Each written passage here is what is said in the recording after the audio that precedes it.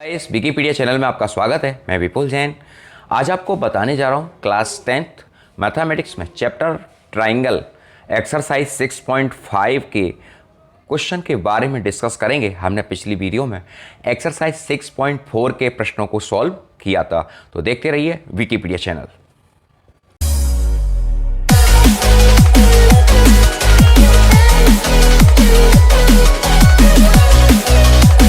चलिए यहाँ पर देखिए एक्सरसाइज 6.5 ट्राइंगल है, चैप्टर 6 है।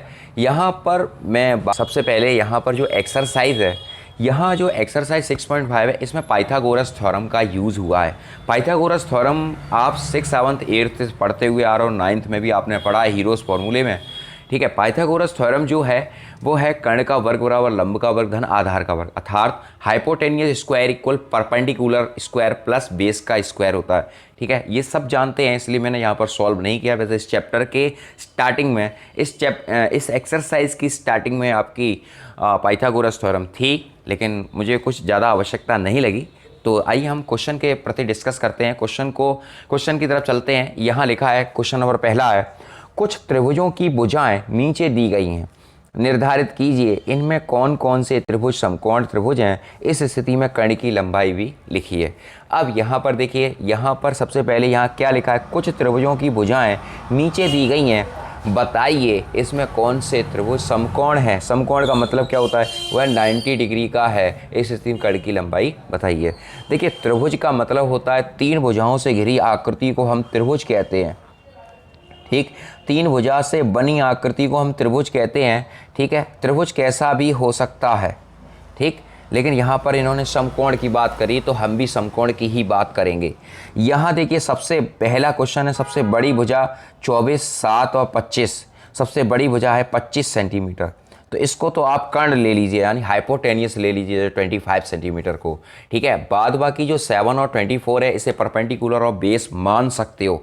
ठीक है, तो कुछ भी मान सकते हो, लेकिन 25 जो भुजा बड़ी है, जो साइड्स बड़ी है ट्राइंगल की, उसे आपको हाइपोटेनियस अर्थात कर्ण मानना है। समझ गए ना आप मेरी बात को। चलिए हम चेक करते हैं। और दूसरी बात, पाइथागोरस की एक पहचान होती है। पाइथागोरस की पहचान क्या होती है मैं आपको बता दूं, हाइपोटेनियस का स्क्वायर इक्वल परपेंडिकुलर का स्क्वायर प्लस बेस का स्क्वायर, अर्थात दो भुजाओं का योगफल का वर्ग एक भुजा के वर्ग के बराबर होता है, यानी कर्ण बड़ी भुजा के वर्ग के बराबर होता है। यानी हाइपोटेनियस सबसे बड़ी भुजा होती है समकोण त्रिभुज के अंदर। अब यहाँ देखिए 7, 24, 25, यहाँ 7 का स्क्वायर किया। पाइथागोरस वैसे लगानी थी, मैंने यहाँ पर पाइथागोरस यहाँ लिख दे रहा हूँ। ठीक है, यहाँ पाइथागोरस मैं प्रूव करके दिखा रहा हूँ आपको। 7 का स्क्वायर प्लस 24, क्योंकि 25 आपकी सबसे बड़ी भुजा है, तो मैंने 7 और 24 का स्क्वायर कर दिया पाइथागोरस के अनुसार, ये परपेंडिकुलर और बेस का स्क्वायर।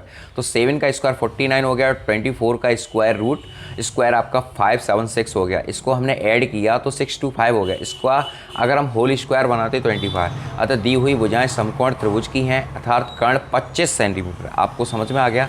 ठीक है, अब हमने थोड़ा सा चेंज किया इसको करने का। 3, 8 है, यहाँ पर सबसे बड़ी भुजा 8 सेंटीमीटर है। ठीक है, तो मैंने पाइथागोरस लगाया। यहाँ पर जो कर्ण है वो आपका 8 है। सबसे बड़ी भुजा को हम 8 कर्ण मानेंगे। कर्ण का स्क्वायर हो रहा हो लंब का स्क्वायर धन आधार का स्क्वायर। अब यहाँ पर देखिए, कर्ण हमने रखा 8 का स्क्वायर, लंब हमने 3 का स्क्वायर प्लस 6 का स्क्वायर। 3 का 9 होता है, 6 का 36 होता है, दोनों को ऐड किया तो 45 हुआ। अब यहाँ देखिए 64 इक्वल 45 तो हो नहीं सकता, क्योंकि दोनों में साइड्स इक्वल आनी चाहिए। यहाँ पर इक्वल नहीं आ रहा, तो इज नॉट इक्वल, यह समकोण त्रिभुज नहीं है, अर्थात इसका कर्ण जो है, अतः इसका कर्ण नहीं हो सकता। हम इसका कर्ण नहीं लिख सकते। समझ गए ना आप, हम इसको कर्ण नहीं लिख सकते क्योंकि ये समकोण त्रिभुज ही नहीं है।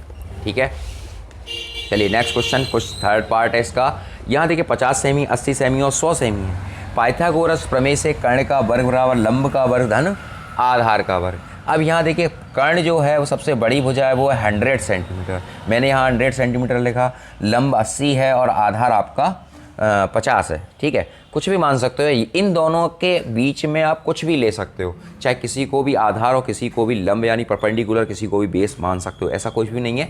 लेकिन सबसे बड़ी भुजा को आपको कर्ण मानना। अब यहाँ पर हम चेक करेंगे, सबसे बड़ी कर्ण है तो हमने सबसे बड़ी भुजा को कर्ण ले लिया और फिर दोनों को ये लिखा। लेकिन यहाँ पर भी सिचुएशन वही है, ये समकोण त्रिभुज नहीं है, इज नॉट इक्वल समकोण त्रिभुज। यहाँ लिखा हमने दी हुई भुजाएं समकोण त्रिभुज की नहीं है, अतः यह समकोण त्रिभुज नहीं है, अतः यह त्रिभुज समकोण नहीं है। नेक्स्ट क्वेश्चन है 13 12 5 लिखा हुआ है। यहाँ पर सबसे बड़ी जो भुजा है वो 13 सेंटीमीटर है त्रिभुज की, तो हमने कर्ण की जगह 13 लिख लिया और 12 और 5 लिखा। इसको चेक किया तो 13 का 169 होता है, 12 का 144 होता है, 5 का 25 होता है। हमने दोनों को ऐड किया तो ये हो गया 169, 169 इक्वल 169। अतः यह दी हुई भुजाएं समकोण त्रिभुज की हैं, अतः यह समकोणी है, अर्थात इसका कर्ण जो हो जाएगा वो हो जाएगा 13 सेंटीमीटर। ठीक है, समझ में आ गया। चलिए नेक्स्ट क्वेश्चन की तरफ चलते हैं। नेक्स्ट क्वेश्चन क्या कह रहा है, क्वेश्चन नंबर 2 की बात कर रहे हैं। पी क्यू आर एक समकोण त्रिभुज है, पी क्यू आर एक समकोण त्रिभुज है, पी क्यू आर एक समकोण त्रिभुज है, मैंने बनाया भी है, जिसका कोण पी समकोण है। अब देखिए मैं आपको यहाँ पर एक डायग्राम बना रहा हूँ जिसका कोण पी समकोण है, अर्थात ये 90 डिग्री है।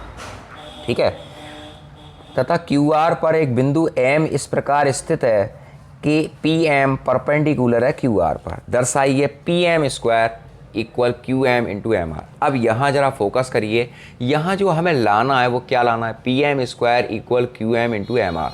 ठीक है, अब पी एम कहाँ पे, पी एम 2 बार आ रहा है। अब देखिए ये वाली जो सिचुएशन है वो हमेशा कब आती है, जब दो समरूप ट्राइंगल को हम बना लें, दो समरूप ट्राइंगल को हम सिद्ध कर लें, तभी हम इस पोजीशन को बना सकते हैं। लेकिन यहाँ पर दो ट्राइंगल है और दोनों ट्राइंगल में पी एम यानी पी एम भुजा ली है, यानी ये वाली भुजा ली है लंब वाली। ठीक है, तो यहाँ पर देखिए जरा, मैं यहाँ पर इसको प्रूव करना है, इसको जरा यहाँ पर लिख ले रहा हूँ जिससे आपको सावधानी रहेगी समझने में। अब यहाँ देखो ये हमारा ट्राइंगल है और हमें ये लाना है ना। हम यहाँ पर क्या कर रहे हैं, एक ट्राइंगल इधर बनाते हैं, ठीक है, एक ट्राइंगल इधर बनाते हैं। ठीक, अब यहाँ देखिए ये P है, ये Q है, ये M है, ये P है, ये M है और ये R है। ठीक है, ये 90 डिग्री, ये भी 90 डिग्री, समझ गए ना आप, ये 90 डिग्री, ये भी 90 डिग्री। अब हमें चाहिए क्या यहाँ पे, ज़रा फोकस करो, एक PM है और एक QM है, QM ये रहा और एक MR है। अब यहाँ देखो ज़रा, एक भुजा इसकी ले ली PM, हमने यहाँ पर क्या लिखा जरा पहले इसको देखो। अब पहले इस, ठीक है, हमने ये दो ट्राइंगल बनाए, अब इधर आ जाओ जरा। त्रिभुज PQM है, त्रिभुज PMR में, PQM ये रहा और PMR ये रहा। हमने लिखा PMQ ये 90 डिग्री है और ये भी 90 डिग्री है। ठीक है, अब एंगल PMQ और एंगल PMR ईच एंगल 90 हो गया। त्रिभुज PQR में हम चेक करते हैं, कोण P आपका 90 है, जो क्योंकि यहाँ पर लिखा हुआ है कोण P समकोण है। ठीक है, अब यहाँ लिखा कोण P 90 है। हमने यहाँ पर थोड़ा सा इसको सरल बनाने के लिए यहाँ पर लिखा 1 2 3 4 कोणों के नाम दे दिए। अब देखो ज़रा, ये हमने किया कोण P 90 अंश। अब हमने उठाया 1 और 3, सॉरी 1 + 2, 1 + 2 90 हो गया, पहला इक्वेशन मान लिया। फिर इसके बाद इन दोनों को जोड़ा, इन दोनों का टोटल कितना होगा, 90 होगा, क्योंकि ये एक का 90, त्रिभुज के तीनों कोणों का योगफल 90 अंश होता है। तो ये 90, इन दोनों का टोटल 90 और ये 90, तो 90 90 180 हो गया। ठीक है, तो हमने लिखा एंगल 2 + एंगल 4 बराबर 90 अंश, समीकरण नंबर 2 बना लिया। ठीक है, फिर हमने ऐसे लिखा एंगल P और एंगल Q यानी एंगल 1 और एंगल 3 बराबर 90। ठीक है, समीकरण नंबर 3 बना लिया। अब समीकरण 1 और 2 को, क्योंकि राइट हैंड साइड दोनों की सेम है, सबकी सेम है, तो हमने इसको बराबर किया समीकरण 1 और 2 से। तो एंगल 1 + एंगल 2 बराबर एंगल 2 + एंगल 4। एंगल 2 से हमने एंगल 2 को काट दिया, जब काटा तो ये बचा एंगल 1 बराबर एंगल 4। क्या, एंगल 1 बराबर एंगल 4 ये आ गया। ठीक है, यानी यहाँ पर देखिए ज़रा, ये वाला कोण इसके बराबर है। फिर हमने क्या किया, हमने इक्वेशन 1 को इक्वेशन 3 से बराबर कर दिया। देखो इक्वेशन 1 और इक्वेशन 3 बराबर किया, angle 1 + angle 2 equal angle 1 + angle 3। Angle 1 से एंगल 1 क्रॉस कर दिया, एंगल 2 बराबर एंगल 3। अब यहाँ देखिए एंगल 3 ये है और एंगल 2 ये है, ये वाला एंगल, ये दोनों बराबर हो गए, ये दोनों आपस में बराबर हो गए। अब हमें समरूप बनाना है। ठीक है, तब हम इस सिचुएशन पे आएंगे जो हम अभी आपको समझा रहे थे। अब हमने एंगल 2 बराबर एंगल 3 आ गया, ये आ गई पोजीशन।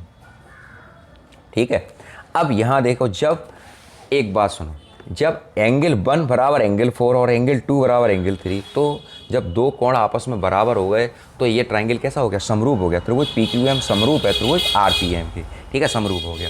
अब इधर आ जाओ, जो हम स्टार्टिंग में बोल रहे थे। अब यहाँ देखो QM ये भुजा, ये वाली भुजा इसके बराबर, ये भुजा का अनुपात इसके साथ QM/PM, और फिर ये भुजा का अनुपात इस भुजा के साथ, P M upon R M या एम आर, ठीक है, क्योंकि पी एम स्क्वायर तभी हमारा बन सकता है, पी एम स्क्वायर बराबर Q M into R M, ठीक है, समझ में आ गया आपको। देखो मैं एक बार फिर बता दूं कि ये वाला कोण इस कोण के बराबर है और ये वाला कोण इस कोण के बराबर है, ठीक है, क्योंकि कोण पी आपका समकोण है। मैंने पहले इसको 1, इसको 2 और इसको 3 और इसको 4 दिया है। फिर भी ये कोई प्रॉब्लम रह जाए तो कमेंट बॉक्स में आप कमेंट कर देना, मैं प्रॉब्लम को कोशिश करूँगा सॉल्व कर। क्वेश्चन नंबर 3 क्या लिखा है? क्वेश्चन नंबर 3 है, आकृति में ए बी डी एक समकोण त्रिभुज है, ए बी डी एक समकोण त्रिभुज है, बड़ा कोण है, जिसका कोण ए समकोण है, ये पूरा ट्राइंगल समकोण है, इसमें ए सी परपेंडिकुलर है बी डी पर। अब जब भी कोई भुजा, जब भी कोई लंब, यानी जब भी लंब डाला जाता है किसी भुजा पर तो वह 90 डिग्री का बनाता है, यानी ये भी 90 और ये भी 90, ठीक है, ये दोनों कोण 90, इधर भी 90 बनेगा, इधर भी 90 बनेगा, ठीक है। अब यहाँ क्या लिखा है देखिए, वही वाली सिचुएशन आ गई जो हम अभी सॉल्व कर रहे थे, वही वाली सिचुएशन आ गई जो हम सॉल्व कर रहे थे A B square equal B C into B D, A B square equal B C into B D. अब ए बी 2 बार लिया है, ए बी 2 बार लिया है और एक भुजा ये ली है और एक भुजा ये ली है, यानी इससे स्पष्ट हो जाता है कि एक बार ये ट्राइंगल लिया है ए बी सी और एक बार बड़ा ट्राइंगल है बी डी। बी डी हमारा कहाँ है, सॉरी देखिए यहाँ पर प्रूफ में ज़रा फोकस करिए, ए बी स्क्वायर 2 बार है, यानी ये 2 बार लिया है ये वाली भुजा, ठीक है, बी सी ये है और फिर क्या लिखा है बी डी, तो बी आपकी पूरी है, यानी बी डी आपकी पूरी है, यानी एक ट्राइंगल बड़ा वाला है और एक ट्राइंगल छोटा वाला है, ठीक है। मैंने यहाँ पर लिखा त्रिभुज ए बी सी, ये छोटा वाला ट्राइंगल, ठीक है, ये, ठीक है, ये, और एक बड़ा वाला ट्राइंगल बना ले रहा हूँ, ठीक, ये आपका हो जाएगा डी बी ए और ये आपका हो जाएगा बी सी ए, ठीक है, ये बन गया त्रिभुज ए बी सी और त्रिभुज डी बी ए में। अब देखिए ये वाली जो सिचुएशन है ये तभी आ सकती है जब दो त्रिभुजों को समरूप बनाएं, दो त्रिभुजों को हम समरूप बनाएं तभी ये वाली सिचुएशन तैयार हो सकती है। अब यहाँ देखो ए बी सी और डी बी ए, कोण सी आपका 90 है और यहाँ पर कोण ए 90 है, मैंने ये वाला कोण सी बराबर कोण ए 90 हो गया, ठीक है। कोण बी दोनों के पास है,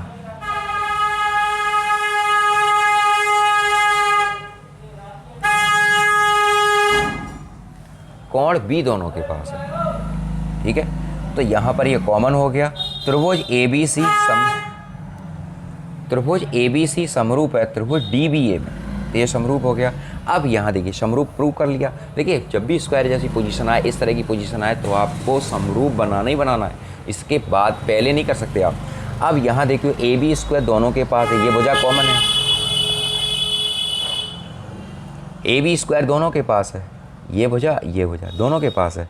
तो हमने क्या किया, देखिए 90 के सामने की ये भुजा है और ये इसके सामने की ये भुजा है, तो ये दोनों ले लिए। बड़े कोण के सामने की भुजा बड़ी होती है तो हमने ये दोनों ले लिए। तो A B upon B D कर्ण कर्ण ले लिया दोनों का, 90 के सामने, ये भी 90 के सामने, ठीक है। और दूसरी भुजा ली बी सी बट्टे बी ए, बी सी बट्टे ए बी बट्टे बी डी, और फिर दूसरी भुजा ली बी सी, ये वाली भुजा बट्टे बी ए, ठीक है, ये वाली भुजा ये ले ली। अब यहाँ पर इसे सॉल्व किया, ए बी स्क्वायर बराबर B C into B D. अब दूसरा देखो यहाँ पर ए बी सी और ट्राइंगल ए डी सी, हमें प्रूव करना क्या है, देखो जरा, ए सी स्क्वायर बराबर B C into D C. यहाँ से ही स्पष्ट हो जाता है कि हमें कौन से ट्राइंगल को उठाना है। A C square equal B C into B D C. अब ए सी हमारा कहाँ, ये है हमारा ए सी, ये वाला है, ठीक है। ए सी दोनों तरफ है, यानी इधर भी है इधर भी है, ठीक है। बी सी आपका ये और डी सी आपका ये, यानी इससे स्पष्ट क्या हो रहा है, दो ट्राइंगल हैं, मैं यहाँ पर बना दे रहा हूँ, ठीक है, ए बी और सी, और एक है आपका ये डी सी ए, ठीक है। मैंने यहाँ पर बनाए, देखो ज़रा।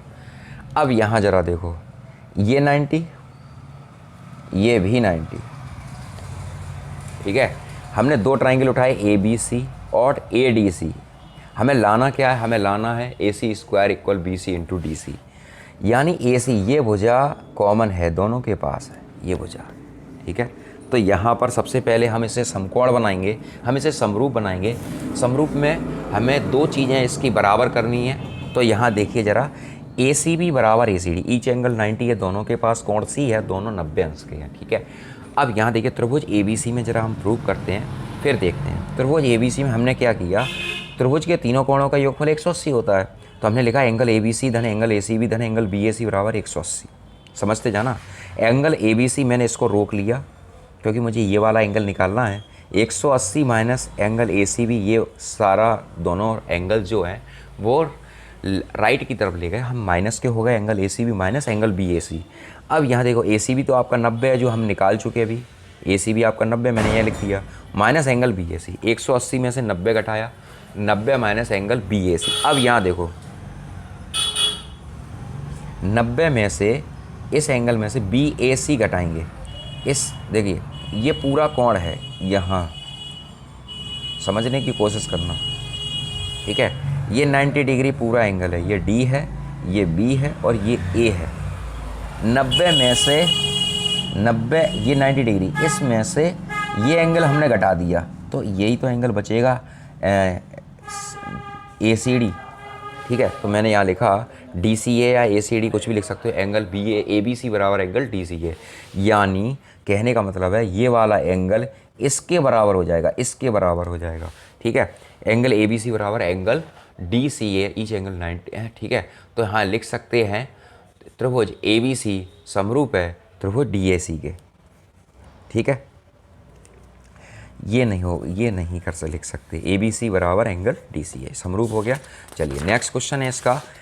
अब देखो यहाँ पर क्या प्रूव करना है, इसका थर्ड पार्ट है A D square equal B D into C D. अब देखो जरा, ए डी ये है, ये दो, इसमें भी दो बजा ली हैं। अब बी डी आपकी पूरी है और सी डी आपकी ये है। अब यहाँ समझो दो ट्राइंगल मैं बना रहा हूँ, इसको देखना जरा, बी ए डी, और एक ट्राइंगल ये बनना है डी सी ए, क्योंकि ए डी भुजा दोनों के पास है, ए डी भुजा दोनों के पास है। हमने लिखा A D square B D into C D, ये हमें सिद्ध करके लाना है। त्रिभुज डी ए सी और त्रिभुज डी बी ए में, डी ए सी और डी ए बी में, यह मैंने दो ट्राइंगल बनाए, दो, ये 90 डिग्री बना रहा है। मैंने यहाँ लिखा डी सी ए और बी ए डी आपका 90 है। ठीक है, फिर यहाँ देखिए कोण डी दोनों के पास है। ठीक है, तो कॉमन हो गया, अतः ये समरूप बन गया। अब यहाँ पर हमने फिर वही सिचुएशन दोहराई। यहाँ पर देखिए पहले इन्होंने डी ए सी उठाया है, ठीक है, तो हम डी ए बी उठा लेते हैं। ऐसा कुछ नहीं है कि पहले जो उठाओ वही लिखेंगे, हमने उठाया वही आप उठाओ, ऐसा कुछ नहीं है। आप किसी को भी उठा सकते हो, सिचुएशन वही हैंडल होगी। बस ये है राइट हैंड वाली सिचुएशन लेफ्ट हैंड में आ जाएगी, लेफ्ट हैंड वाली पोजीशन राइट हैंड में आ जाएगी, बस इतना हो जाएगा।